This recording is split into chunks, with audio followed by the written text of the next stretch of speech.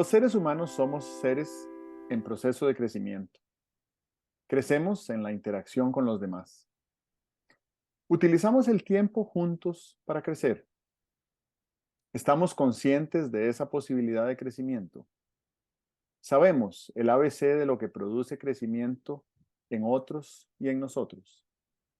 Muy buenos días, Álvaro Cedeño y Álvaro Cedeño les saludan en este episodio número 149 de Diálogos con Álvaro Cedeño.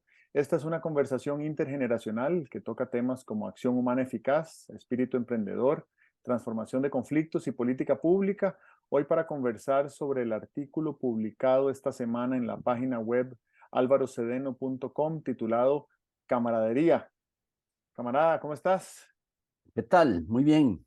Eso de camarada es controversial, ¿verdad? Bueno, mientras no digas Tomodachi. Ujú.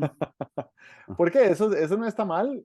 La campaña de ayuda que lanzó el gobierno estadounidense a través de su embajada en Tokio cuando sucedió el terremoto y el tsunami y el derrame nuclear del 2011 en Japón, esa campaña se llamó Tomodachi, ¿verdad? Que Ah, sí. Ajá. significa amigo. Sí, sí, sí. ¿Qué Ujú. significaba antes? No, me confundí. Creí que era la forma de decir camarada en ruso. Ujú. Ujú. Ah, ok, no, no sé cómo se Porque es dice. que camarada siempre significó, en los 40 un camarada era un comunista, Sí, sí, ¿verdad? sí, Ujú. exactamente. Por eso Sí. dije que era Ajá. controversial, que a Sí. veces uno usa ese término en broma, pero nunca con un público tan amplio y tan distinguido como el nuestro. Ajá, ajá. Sí. Sí, muy bien. ¿Cómo estás? Muy bien, muy bien. Ujú. Ok, me alegro mucho. Bueno, creo que este tema es interesante y te doy la palabra para que nos encamines en él, si te Muy parece. bien, un par de cosas fundamentales eh, que hay que subrayar. Y es que los seres humanos somos seres en crecimiento. No se termina nunca el crecimiento. Creo que la división, así como muy del libro de texto, en primera infancia, infancia, preadolescencia, adolescencia y tal, lo conduce a uno a entender que hay un momento en que ya se acabó la posibilidad de crecimiento. Y antes, la posibilidad de crecimiento creo que se acababa con la adultez. Una persona de 30 años se consideraba ya exonerada de las vicisitudes del crecimiento. Hoy en día, especialmente gracias al desarrollo de la psicología del desarrollo y últimamente gracias a la neurociencia, estamos todos claros en que crecemos posiblemente hasta el último día de nuestra existencia. A veces leo cosas por ahí de personas que dicen que el, el fenómeno de la muerte, ¿verdad? Que es bien importante por señalar el final de tu vida por aquí. El fenómeno de la muerte es un fenómeno que debíamos aprovecharlo para crecer, ¿verdad? La conciencia de la muerte, la cercanía ya inminente de la muerte por edad, por deterioro físico y tal, y posiblemente el mismo pasaje de la muerte deberíamos aprovecharlo como crecimiento, ¿verdad? Sería una forma, ojalá no soberbia, sino humilde, de cerrar esta aventura del ser humano en la tierra, ¿verdad? Y entonces, bueno, hay crecimiento en todo momento. ¿Cómo crecemos? Yo siento que el gimnasio para el crecimiento es la, la interacción y la autorreflexión. Interacción, no solamente interacción humana, yo creo que hay una posibilidad de crecimiento en la interacción con las cosas. Pienso que eh, contemplar un gusano o contemplar una mosca, a mí las moscas me parecen maravillosas. Contemplar un gusano o contemplar una mosca, según las reflexiones que hagas, me parece que producen crecimiento. Claro que el crecimiento humano por excelencia está en el intercambio con otras personas, intercambio con cómo piensan, cómo razonan, qué esperan, qué temen, eh, cómo transitan por una gran cantidad de elementos nuevos que implica la vida de cada quien, cómo se enfrentan, cómo los resuelven. Eso me parece que produce crecimiento. Eh, Pienso que el intercambio interpersonal que produce más crecimiento es el intercambio de afectos, ¿verdad? Eh, Intercambio de sentimientos, de cercanía, de lejanía, de aceptación, de reconocimiento. Hombre, yo creo que una buena parte de lo que la educación formal nos deja es el tener modelos admirables de persona, ¿verdad? Y qué lindo es que un niño tenga, un niño de preescolar tiene una adulta que está viviendo su vida ahí en presencia de los niños, y eso, desde luego que es un modelaje, dice Bandura, que nos hace crecer. Y luego yo creo que el, el- la transición de mayor crecimiento es esa edad maravillosa, ¿verdad? Entre los 12, 13 años y los 18, cuando uno está en la educación media, en el colegio, e intercambias ahí con adultos, ya en plan de adultos, porque en la escuela primaria uno no intercambia con las maestras y maestros en plan de adultos, pero en la escuela secundaria, en el colegio, sí intercambias en plan de adultos, y eso deja un, unas aspiraciones, deja unos modelos, deja eh, unos propósitos que creo que son parte de del mensaje educativo, ¿verdad? Que lo recordarás mucho tiempo después de que se te olvide cuántos países tiene África. Interesante que toques esos temas. Vieras que he estado leyendo esta semana eh, un libro, estoy leyéndome un libro por semana, resulta, ¿verdad? Nada Ah, como bueno, mire qué bien. deshacerse de Por la las redes abstinencia sociales todo el digital. tiempo. Sí, Ajá, ajá. Claro, qué sí. bien. Entonces estoy leyéndome un libro fantástico de un filósofo que no conocía, británico. Eh, el libro se llama 4000 semanas, y es un libro que plantea que más o menos en promedio una persona que tiene una expectativa de vida estándar a nivel mundial, o por lo menos el estándar occidental, vivirá unas 4000 semanas, Ajá, ¿verdad? Y entonces, ¿qué vamos a hacer con esas 4000 semanas? sí. Es un libro sobre uso del tiempo, pero no es un libro sobre uso del tiempo según un paradigma empresarial, gerencial, ejecutivo. Es un uso del tiempo en función a asumir con realismo la certeza de la finitud de la vida, Ajá, ajá. ¿verdad? Y me ha resultado cautivante el planteamiento que hace el autor y el argumento a favor de que el mejor uso del tiempo que podemos hacer, el más productivo, el de más crecimiento, el de más regocijo, es el de la presencia, en todo, ¿verdad? No solamente en aquello que nos genere sustento, sino en todo. Y me encanta porque, pues, obviamente un filósofo se toma el cuidado de escoger muy bien las palabras para argumentar con ideas que son robustas, sensatas, plausibles. No es una receta que sale de una caja de cereal, ¿verdad? Es como una reflexión muy profunda de, de cómo, de cómo vamos a sacarle el mayor provecho a este instante en el que estamos ahora, conscientes de que podría ser que el próximo instante llegue la finitud de nuestra vida, Ujú.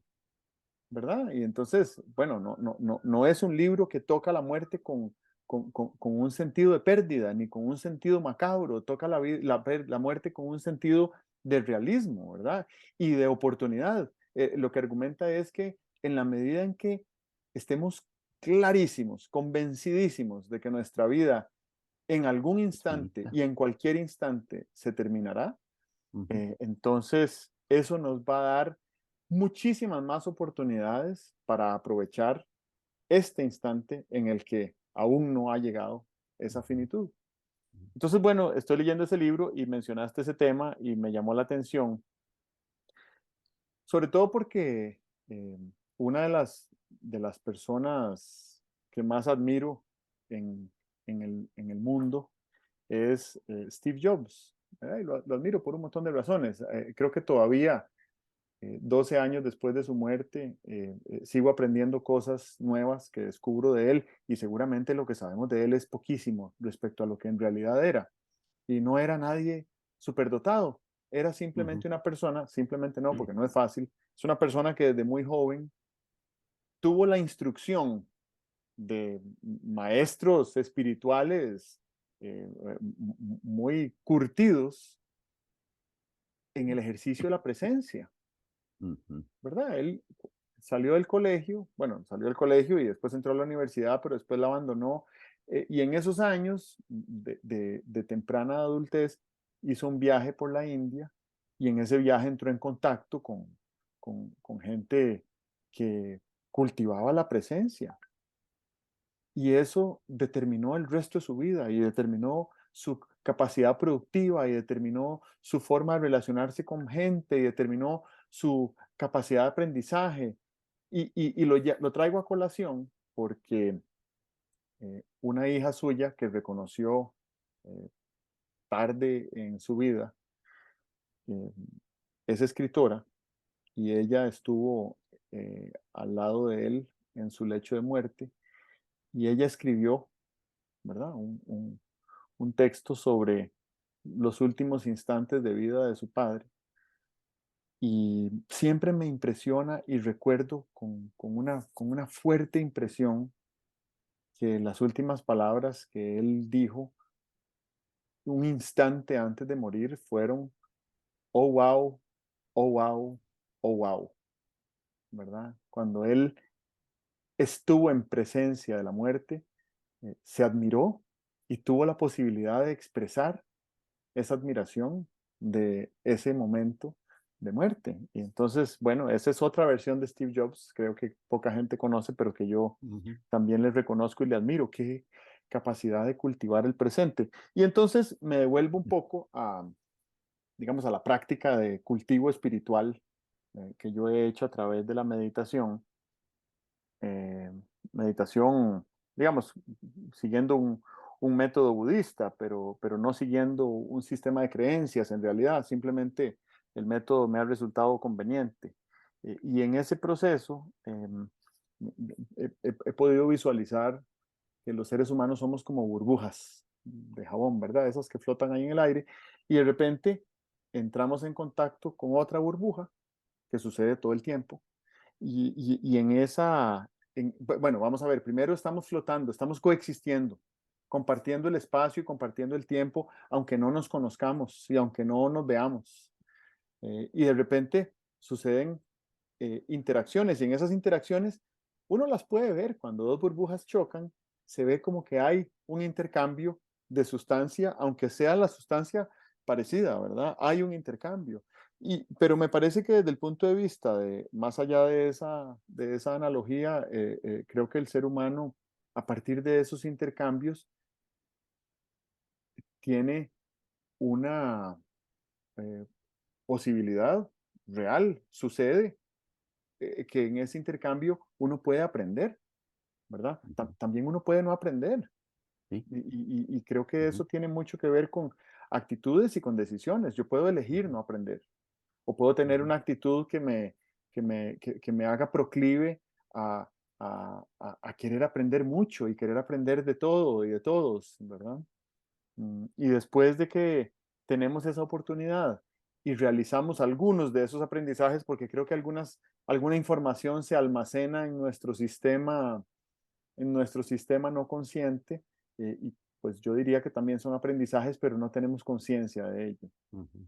Después de ese aprendizaje, creo que se configura el crecimiento. Entonces, si esto es cierto, cada vez que yo interactúo con otra persona, por ejemplo, este diálogo es un muy buen ejemplo, me enriquezco y me nutro y crezco y adquiero ideas diferentes y salgo de aquí una hora después pensando diferente a como pensaba antes, ¿verdad? Yo no salgo de una conversación con alguien ni contigo diciendo, uff, qué salvada, que salí ileso, ¿verdad? Que no me alteró en nada mi manera de pensar ni mi Ajá. sistema de creencias. Ujú, Todo lo ujú. contrario, ¿verdad? Yo salgo de este diálogo o de cualquier interacción con otra persona y, y hay una semilla que se sembró, ¿verdad? Entonces, esa semilla que se sembró, pues una semilla sembrada, muy probablemente, si las condiciones son las idóneas, brotará y dejará de ser semilla y pasará a ser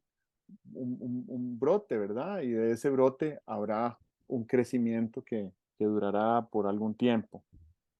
Así que eso, desde el punto de vista de lo que decías, ¿verdad? De la interacción y del aprendizaje y de la muerte. Qué bien. Has mencionado, me parece, cosas que dan para mucho, ¿verdad? En primer lugar, el término presencia.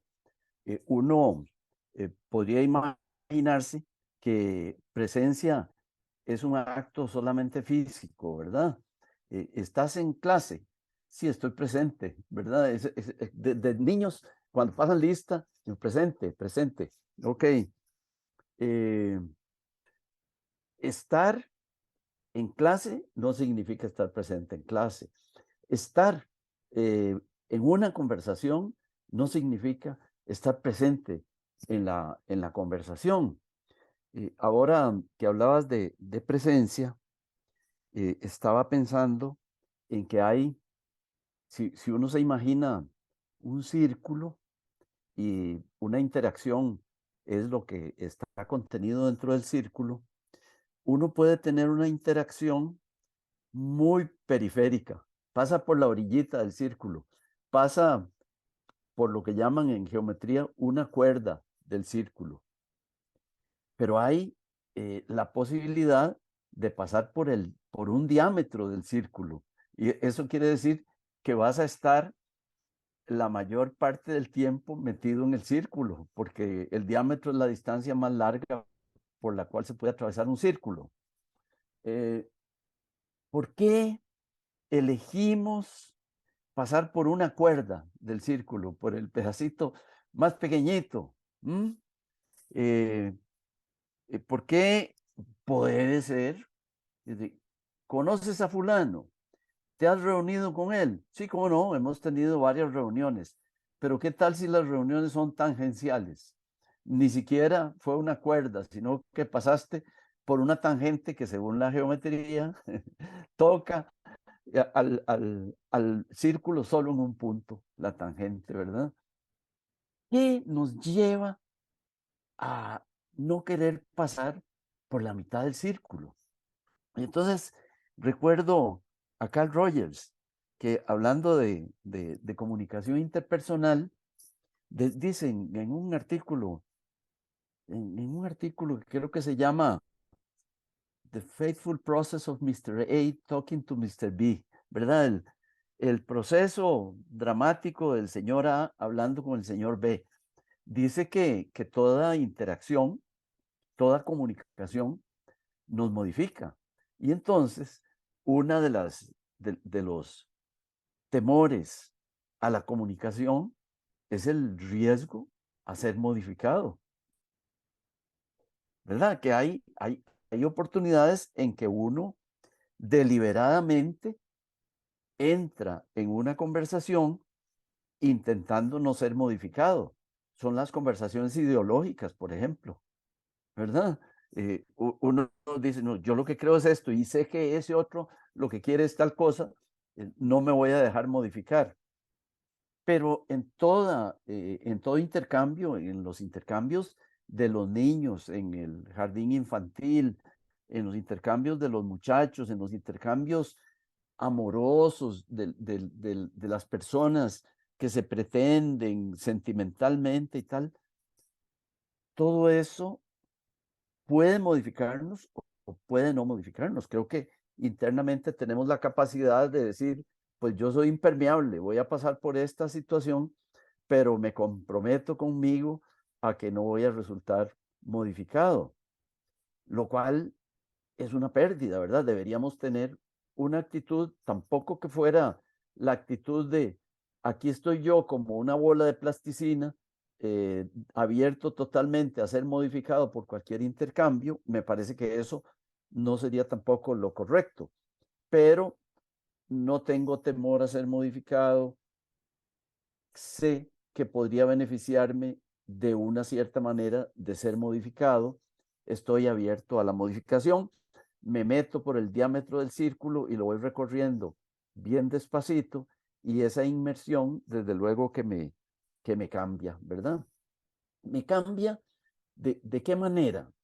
Ah, ahí hay otro concepto físico que a mí me gusta mucho utilizarlo. Es la resultante, ¿verdad? Una suma de fuerzas produce una tercera fuerza que es distinta a las dos o n fuerzas originales. Y la aspiración nuestra debería ser no a resultar modificado en el sentido de salir de esta relación y ahora soy igual a fulanito. O salí de esta relación y no me pasó nada, sigo siendo quien yo era antes de conocer a fulanita. O podría ser, ahora soy una resultante, ¿verdad? En relaciones eh, profundas, serias y tal, acabamos siendo una resultante, una persona que vive intensamente un matrimonio, eh, cuando eh, pasan los años, no es la misma persona que inició el matrimonio, es una resultante, ¿verdad? Y desde luego que si uno parte de la aceptación de que somos mejorables, convertirnos en una resultante de una relación positiva es algo que deberíamos, a lo que deberíamos darle la bienvenida, deberíamos darle la bienvenida a, a maestros, a enamoradas, a situaciones eh, que nos hagan vivir desde puntos del alma donde no acostumbramos a vivir, ¿verdad? Si me siento a desayunar con alguien, pues yo todos los días desayuno de la misma manera, pero si me siento a desayunar con alguien con quien realizo un intercambio con sentido, ese desayuno me transforma. Esa es la gran oportunidad de la que estamos hablando cuando hablamos de camaradería, ¿verdad? Sobre todo, como se llama el artículo, porque camaradería no es la posibilidad de estarnos divirtiendo, camaradería no es la posibilidad de reírnos mucho. No, camaradería, fíjate que es como venir caminando por dos caminos, dos que se encuentran, se saludan con timidez porque nunca se han visto y como van en el mismo camino, empiezan a seguir el camino y de pronto van realizando intercambios como en el Principito, ¿verdad? El Principito y el zorro. El zorro quiere acercarse al Principito, pero el Principito no sabe cómo acercarse al zorro. Y entonces aquel le dice, el zorro le dice, pues para que nos acerquemos, domestícame. Y el Principito dice, ¿y eso qué es? ¿Qué es domesticar? Bueno, tú me miras y te sonríes. yo te miro y me sonrío. Así nos domesticamos. Es que es muy lindo. Fíjate que eh, todos nos casamos con perfectas desconocidas, ¿verdad? Pero un día la miramos y le sonreímos, nos miró y nos sonrió, y de ahí en adelante todo un proceso de modificación, todo un proceso de creación de una resultante. Esto puede sonar poético, pero que suene poético no quiere decir que sea descartable. Me parece que mucho, todo, todas nuestras vivencias son convertibles en poesía, lo cual no quiere decir que las convirtamos en poesía para que suenen bonito. Son convertibles en poesía porque tienen un contenido, tienen una belleza y eh, vivir sin estar consciente de esa belleza, de ese sentido, de esa trascendencia que hay en las cosas cotidianas que nos ocurren, ¿verdad? De esa posibilidad, de esa potencia que tiene la presencia de meterse profundamente en la situación y la situación está compuesta por varios elementos, está compuesta por un espacio que es lo que llamamos el aquí, está compuesta por un tiempo que es lo que llamamos el ahora y está compuesta por una dimensión compleja cuando se trata de una interacción humana que es el hecho del otro, esa complejidad que el otro implica, ¿verdad? Sí, en efecto, la presencia es compleja y además es difícil de practicar, sobre todo en en una era de la civilización, ni siquiera de la civilización, en una era de la evolución de nuestra especie, donde hemos desaprendido a estar presentes. Ujú. Eh, y creo que ese desaprendizaje tiene 15 años de haber iniciado y tiene que ver con la, la emergencia, el surgimiento de los teléfonos inteligentes, ¿verdad? Irónico el nombre de inteligente para un dispositivo que nos resta inteligencia, ¿verdad? Inteligencia emocional.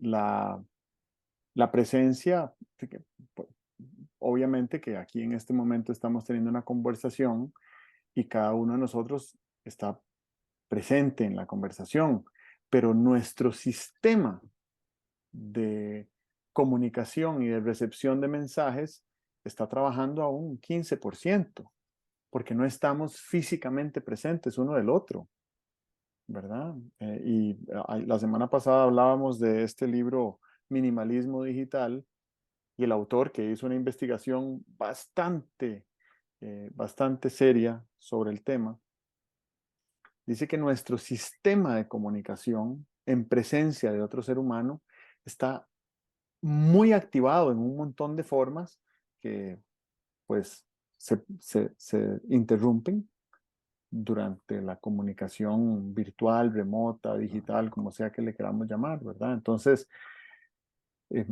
me hace pensar cuánto más rica sería esta comunicación si fuera presencial. Y bueno, perderíamos versatilidad y creo que se le agregaría complejidad logística y demás, pero sería mucho más rica. Tal vez no sería más rica para quien está viendo esta grabación, pero sí sería más rica para nosotros dos, ¿verdad? Entonces sí creo que deberíamos de ser conscientes de que cuando estemos en presencia uno del otro, deberíamos de ser más intencionales en comunicarnos de una manera más parecida a cómo nuestros sistemas pueden intercambiar más información, ¿verdad? Y así con todas las conversaciones, es que hoy en día, bueno, recuerdo perfectamente bien en el año 2021, ahí ya bastante avanzada la pandemia, que una semana tuve 2 días de trabajo consecutivos además, en los cuales tuve 9 horas de llamadas virtuales cada día. Y después de esos 2 días, decidí que eso no era lo que quería para mí y empecé a buscar un cambio en una circunstancia complicadísima, ¿verdad? Una circunstancia sanitaria, económica, complicadísima, pero yo sentía que me estaba marchitando. Y esa sensación de estarse marchitando la he sentido otras veces en mi vida, ¿verdad? Yo sentí que cuando era adulto joven y fumaba cigarrillos, me estaba marchitando y tenía que hacer algo al respecto, ¿verdad? Y lo mismo sentí hace 2 años que me estaba marchitando por el uso tan intenso de la tecnología. Y bueno, aquí sigo tratando de ver de qué manera me, me Floreces. distancio, me Ujú. distancio aún más de la tecnología. Ajá. No, no para, no para convertirme en en un antisistema, sino para poder tener plena conciencia y criterio estratégico, si se quiere, de cuál es el uso más funcional y beneficioso que puedo hacer de cada tecnología Ujú. en cada momento. Y pues Ujú. obviamente cuando uno hace eso se da cuenta de que hay un montón de tecnologías que le aportan poquísimo valor a la vida, Ujú. Ujú. algunas otras que incluso le agregan toxicidad Ujú. y otras aún que uno puede hacer un uso muy mesurado de ellas, Ujú. optimizar el valor que nos produce y no tener que consumir más allá, ¿verdad? Eh, lo, lo más, lo más dramático es que las empresas de plataformas digitales con las que más interactuamos hoy, y no solo estoy hablando de redes sociales, estoy hablando también de Google, que es un buscador, ¿verdad? O por lo menos así empezó, de Amazon, que es un mercado digital. Todas esas empresas, por diseño, eh, están compitiendo y están invirtiendo fuertemente en el diseño de interacciones digitales con la persona para captar durante más segundos su atención.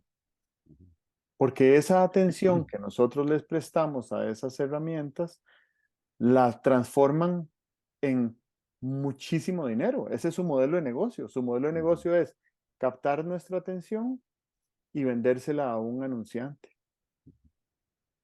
¿verdad? Entonces nosotros somos el producto que está siendo vendido.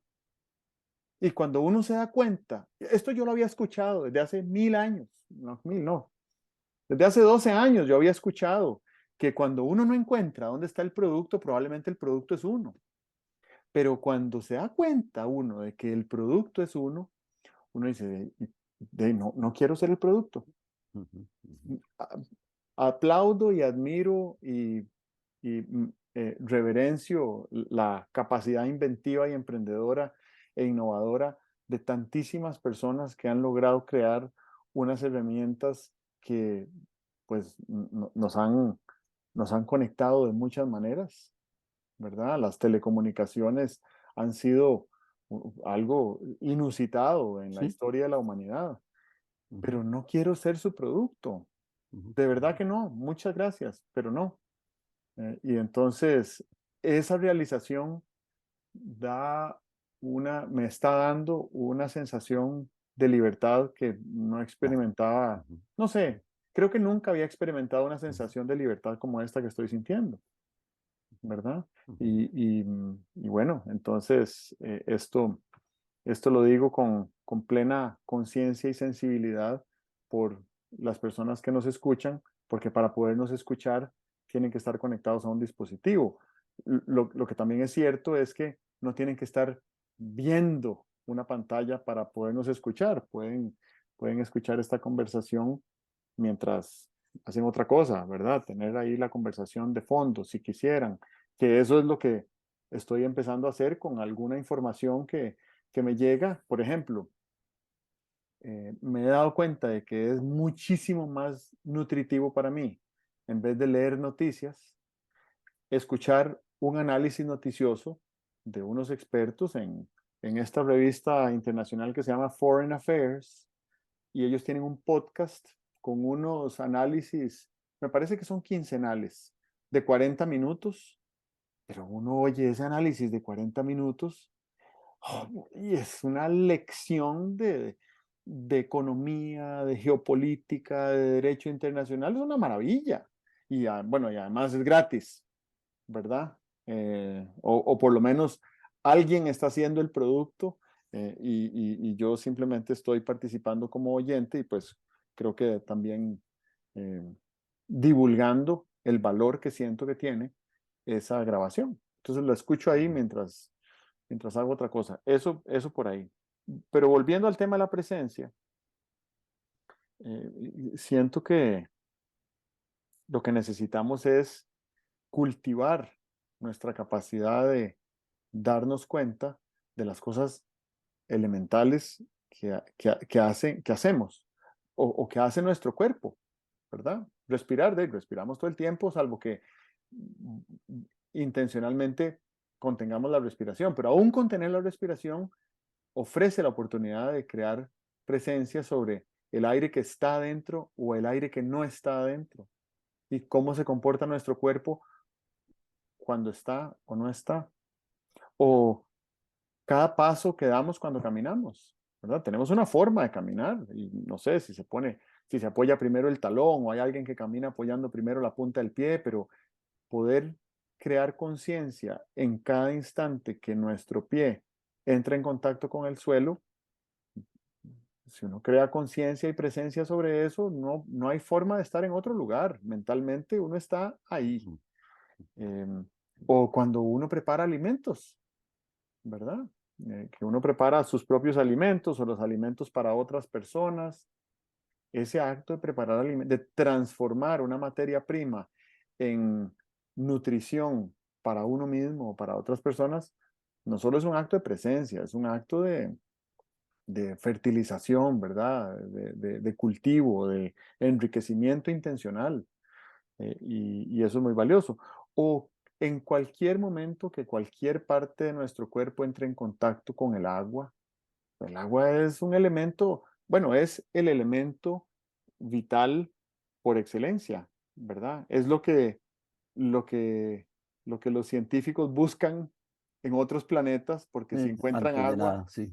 tal Ujú, vez exista la posibilidad de que hubiera habido vida ujú, o de que tal vez pueda ujú, haber vida.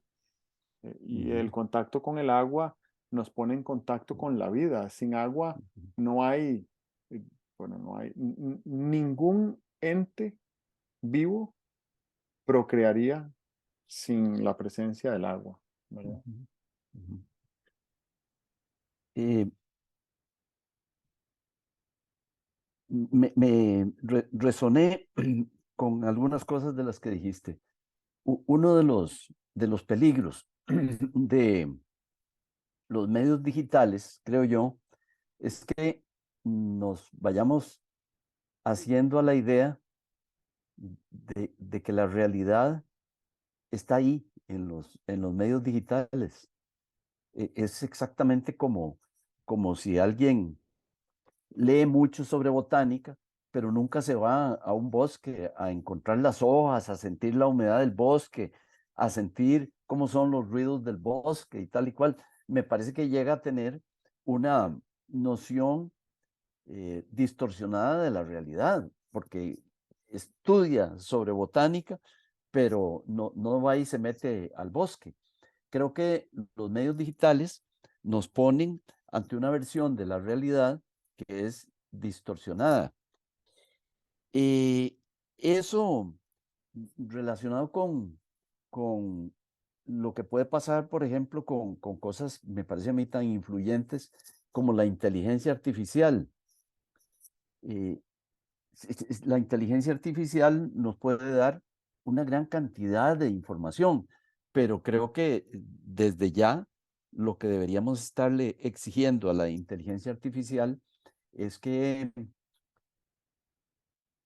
nos haga más sensatos. ¿Cómo podíamos utilizar la inteligencia artificial para ser más sensatos?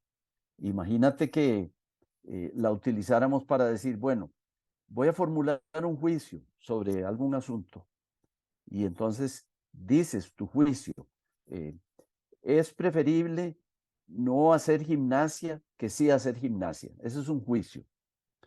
Y que la inteligencia artificial te refutara ese juicio. Porque realmente eh, a mí no me hace gracia, tanta gracia, la inteligencia artificial dándome datos, ¿verdad? Preguntando todas las cosas que uno pregunta en una enciclopedia, realmente eso no me hace tanta gracia. Lo que me haría más gracia es ver de qué manera la inteligencia artificial pudiera aumentar la sensatez, pudiera aumentar la sabiduría.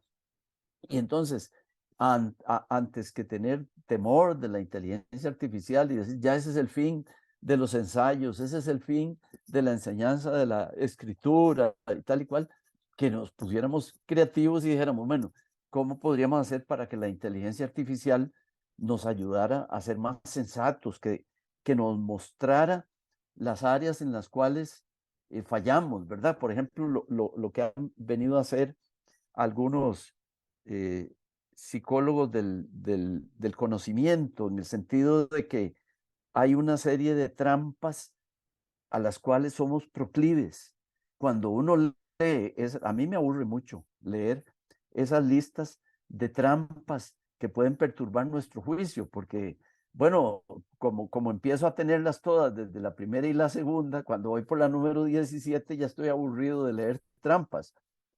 Pero eso que hace la psicología del conocimiento, decir, ojo, que usted puede fallar en su juicio por estas razones, eso se lo podíamos pedir a la inteligencia artificial y creo que ganaríamos mucho, no en lo que estamos apuntando ahora, que estamos apuntando a tener más datos, a tener a lo sumo más información.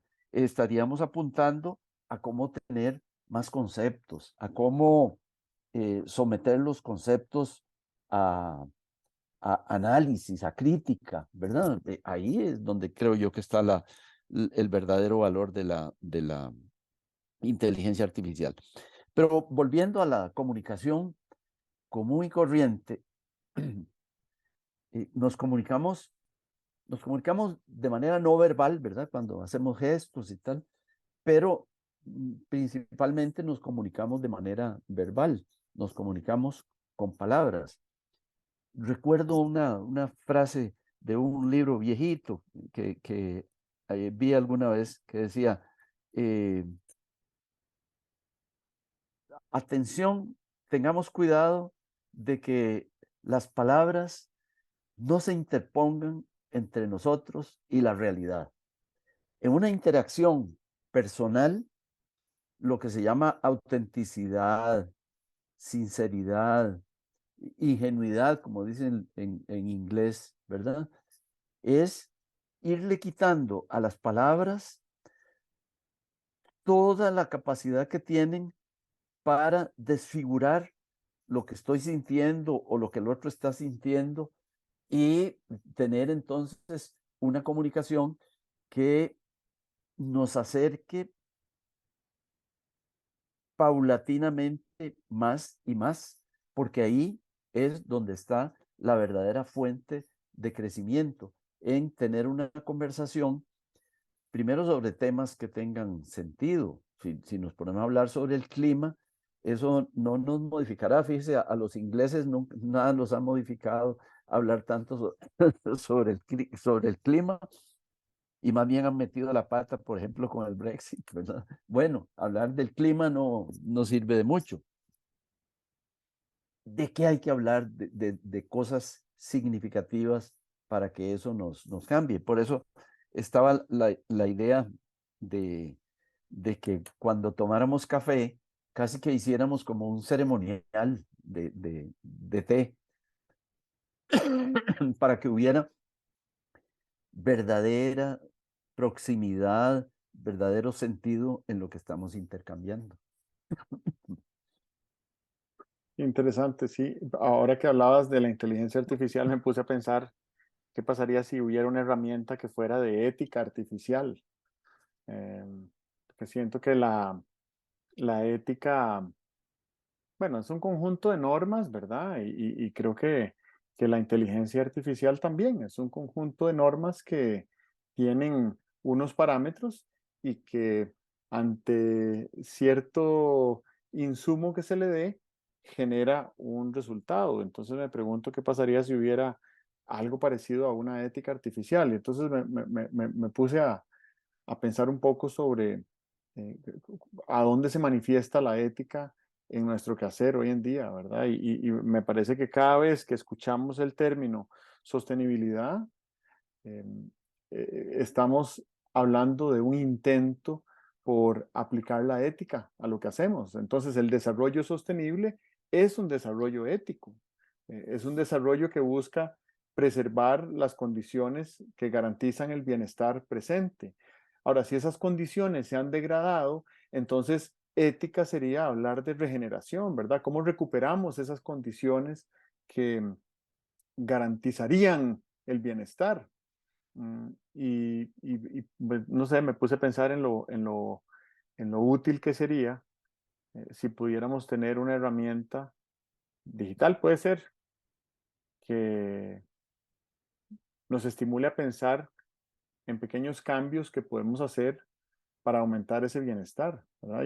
Bueno, y ese bienestar no no es poca cosa, ¿verdad? No es simplemente algo que me ocuparé de él después, es que todo aquello a lo que le damos valor hoy en día o a lo que aspiramos en el futuro próximo o distante, descansa sobre la posibilidad de que haya un bienestar que lo geste, que lo sostenga, que lo crea, ¿verdad? Que lo ayude a crearse.